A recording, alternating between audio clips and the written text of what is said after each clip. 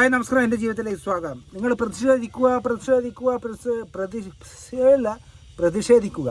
എന്താണ് പ്രതിഷേധിക്കേണ്ടതെന്നല്ലേ എൻ്റെ സുഹൃത്തുക്കളെ?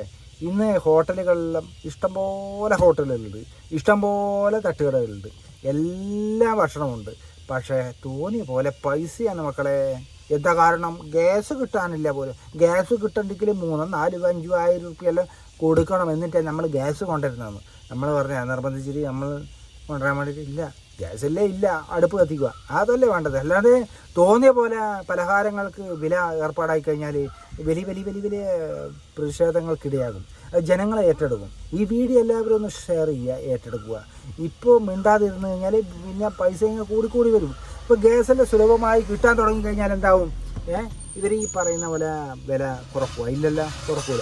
അപ്പം നിങ്ങളിത് കാര്യം മനസ്സിലാക്കണം കേട്ടാ. ഒരു ചായക്ക് 10 രൂപയുണ്ട്, 12 രൂപയുണ്ട്, 13, 14, 15, അതങ്ങനെ കിടക്കുന്നുണ്ട്. 15 രൂപയാണ് ആകെ. 2-3 ഇറക്കം ഉണ്ടാളൂ ഒരു ഗ്ലാസ് ചായ. ചില കൂട്ടരെ ഷുഗർ ഇടൂല, അപ്പം അത് ലാഭം. ലൈറ്റ് ചായപ്പൊടി പേരിന് മാത്രം. അപ്പോൾ ഇതിന് 15 രൂപയെല്ലാം എങ്ങനെയാണെന്ന് ഒരു സാധാരണ ഞങ്ങളെപ്പോലെയുള്ള അല്ലേ ഒരുപാട് ആൾക്കാരുണ്ടാവും. ഒന്ന് നഗരത്തിലെല്ലാം മറ്റേ ഒരു ഹോട്ടലിൽ കയറിയിട്ട് ഒന്ന് ചായ കുടിക്കണം, ഒരു ചായ ഒരു കടിയും. അങ്ങനെ 4 ആളുണ്ടെങ്കിൽ പൈസ എത്രയാണ്? ഒരു ചായയും ഒരു കടിയും 15 രൂപ ചെറിയ കടിക്കും. ഇപ്പോഴത്തെ പണ്ടത്തെ പോലത്തെ ഈ ഉണ്ടക്കായ, ബോണ്ട, പരിപ്പ് വട എല്ലാം എന്ന് പറഞ്ഞാൽ ചെറിയ വലിപ്പം കുറഞ്ഞ്. ഉണ്ടക്കായൻ്റെ പണ്ട് നല്ല വലിപ്പമായിരുന്നല്ലോ. ഇപ്പം എന്തായി? ചെറിയ സാധനമാണ് കിട്ടുന്നത്. എല്ലാം ബിസിനസ് തന്ത്രമാണ്. അപ്പോൾ വില ഭയങ്കര തന്നെ, 12, 15, അതിനൊരു കുറവുമില്ല. അതുപോലെ തന്നെ പപ്സിൻ്റെ കാര്യം പറയണ്ടെങ്കിൽ പപ്സ് പല വിലയാണ്. 20 ഉണ്ട്, 18 ഉണ്ട്.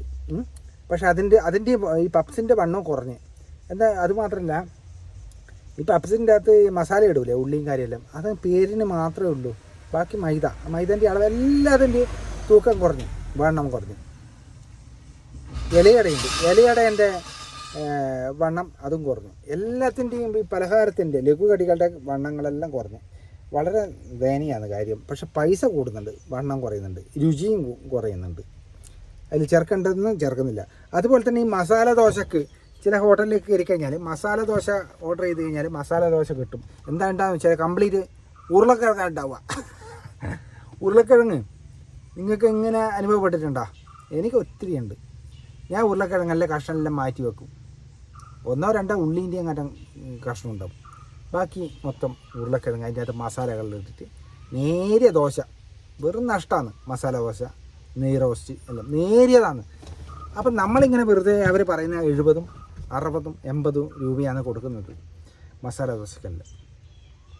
അപ്പം അതുപോലെ തന്നെ ചോറിന് പൈസ കയറി, ബിരിയാണിക്ക് പൈസ കയറി, എല്ലാത്തിനും ഹോട്ടലുകളിൽ പൈസ കയറിയിട്ടുണ്ട്. അല്ലാതെ മേടിക്കാത്തവരുണ്ട്. സാധാരണ 10 രൂപയും 12 രൂപയും എടുക്കുന്ന ആൾക്കാരുണ്ട്. അത് ഓക്കെ വയ്ക്കാം. അതൊക്കെ മേലെയല്ലേ പോയിരുന്നു ഗ്യാസിൻ്റെ വിലയും പറഞ്ഞിട്ട്. അത് വല്ലാത്തൊരു കഷ്ടത തന്നെയാണ്. ഞങ്ങളെപ്പോലെയുള്ള സാധാരണ ജനങ്ങൾക്ക് അടികിട്ടുന്ന തരത്തിലുള്ളതാണ്. അത് എന്താ പറയണ്ടേ, നമുക്ക് പറയാൻ വാക്കുകൾ. ഇത് അധികാരികൾ ശ്രദ്ധിക്കുന്നില്ല.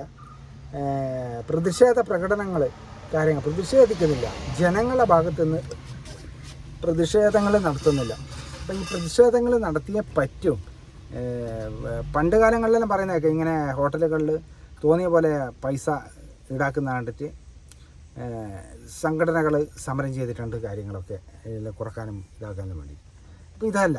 അതുപോലെ തന്നെ തട്ടുകടയിൽ പോയി കഴിഞ്ഞാൽ നമ്മൾ ഒരു പുട്ടുമുട്ടയും, ഉദാഹരണം പറയുന്നത് പുട്ടുമുട്ടയും പറഞ്ഞു കഴിഞ്ഞാൽ പുട്ടിൻ്റെ അളവ് എന്ന് പറഞ്ഞാൽ പറയാതിരിക്കുക, കിട്ടിയ അങ്ങ് എടുത്ത് പൊടിച്ചിടും, അത്രയേ ഉള്ളൂ. അതുപോലെ പത്തലിൻ്റെ വണ്ണം കുറഞ്ഞ്, എല്ലാത്തിൻ്റെ ഇതിൻ്റെ ഐറ്റംസിൻ്റെ വണ്ണം കുറഞ്ഞു. അതാണ്. പിന്നെ പണ്ട് ചായ എന്ന് പറഞ്ഞാൽ ഹോട്ടലിൽ ചായ എന്ന് പറഞ്ഞാൽ നല്ല ചായ ആയിരിക്കും, നല്ല നീട്ടി അടിക്കും അല്ലേ.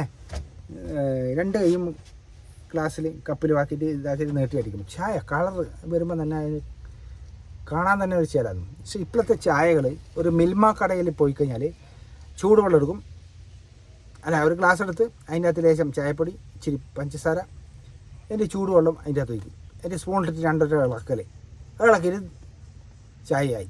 ഇതാ ചായ. അത് കുടിക്കാൻ വരെ ആൾ. ഞാൻ കുറ്റപ്പെടുത്തുന്നതല്ല, ചായ എന്ന് പറഞ്ഞാൽ അങ്ങനെയല്ല എന്ന് ചായ നമ്മൾ പൈസ കൊടുക്കുന്നുണ്ട്, അതിനനുസരിച്ചിട്ടുള്ള കാര്യങ്ങളൊക്കെ ചെയ്തു തരണം. ഔദാര്യമൊന്നുമല്ല. ഔദാര്യമാണോ? അല്ല, നമ്മുടെ അവകാശമാണ്, കസ്റ്റമറുടെ അവകാശമാണ്. അപ്പം നമ്മളത് പ്രയോജനപ്പെടുത്തണം. അങ്ങനെ എനിക്ക് ഇപ്പോൾ അടുത്ത ദിവസങ്ങളിൽ എനിക്ക് സംഭവിച്ചിട്ടുണ്ട്. എന്താണ്? ബാക്കി തരാൻ പൈസ കൊടുത്ത് കഴിഞ്ഞിട്ടാകുമ്പോൾ നമ്മൾ ഭക്ഷണം കഴിച്ചിട്ടാകുമ്പോൾ പൈസ കൊടുത്തിട്ടാകുമ്പോൾ ബാക്കി 2 അല്ലെങ്കിൽ 1 രൂപയോ അങ്ങനെയൊക്കെ തരാനുണ്ടെങ്കിൽ അവർ നാളെ തരാം, പിന്നെ തരാം. നമ്മളെപ്പോഴും സ്ഥിരമായിട്ട് അവിടെ പോകുന്നില്ലല്ലോ. അപ്പോൾ ഇന്ന് അവർ മേടിച്ച് തരാനുണ്ടെങ്കിൽ 2 രൂപ തരാനുണ്ടെങ്കിൽ നാളെ തരാമെന്ന് പറയും. പിന്നെ നമ്മൾ 2 ദിവസം കഴിഞ്ഞിട്ടായിരിക്കും ചിലപ്പോൾ പോകുന്നുണ്ടാവുക. അപ്പോൾ അങ്ങനെ വരുമ്പം നമ്മൾ മറന്നു പോകും.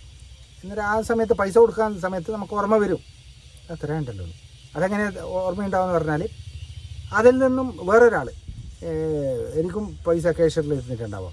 അയാൾ പറയും 1 റുപ്യ അങ്ങനെ ബാക്കിയുണ്ടെങ്കിൽ അത് നാളെ പിന്നെ വിളിച്ചോട്ടോ, ആ ചില്ലറയില്ല എന്ന് പറയും. എന്നേരം നമുക്ക് ഓർമ്മ വരും, ഓടോ കഴിഞ്ഞ ദിവസം 2 രൂപ തരാനുണ്ടല്ലോ, അതാണെന്നല്ലോ. അപ്പം നമുക്ക് പിന്നെ ചോദിക്കാൻ മടിയാണ്. അപ്പോൾ അങ്ങനെയുള്ള ഐറ്റംസും കുറേ നമ്പർ ഇറക്കുന്നുണ്ട് ഹോട്ടലുകൾ ഉണ്ട്.